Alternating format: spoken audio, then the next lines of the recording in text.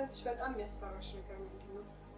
በህይወቴ በጣም የሚያስፈራኝ ነገር ማላቀው ቦታ ሰው ቀጥሬ ሊሆን ይችላል ወይ ክፍያ ሰዓት ላይ ሊሆን ይችላል ስልኬ ባትሪ ሊዘጋብኝ ካለ በጣም ነው የምደናገጠው። በቃ ማረገው ግራ ነው የሚገባኝና በቃ በዛም የተነሳ ሁሌ ፓወር ባንክ እየተከራየው በሄድኩበት ሁሉ ይዤ ዞራለሁ ማለት ነውና ስልኬ ባትሪ መዝጋት በጣም የሚያስፈራኝ ነገር ነው።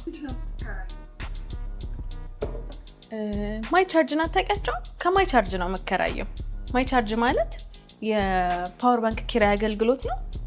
አፕሊኬሽን አላቸው። እስቲ እንደውም አሁን ዳውንሎድ አድርጊውና አፕሊኬሽኑን ካወረድሽ በኋላ የት እንዳለ በዝርዝር ያሳያል። ቅርብሽ ያለ ቦታ ሄደሽ መከራየት ትችያለሽ ማለት ነው። ስካን በማድረግ ብቻ ነው የምትከራየው። አጠቃቀሙ በጣም ቀላል ነው።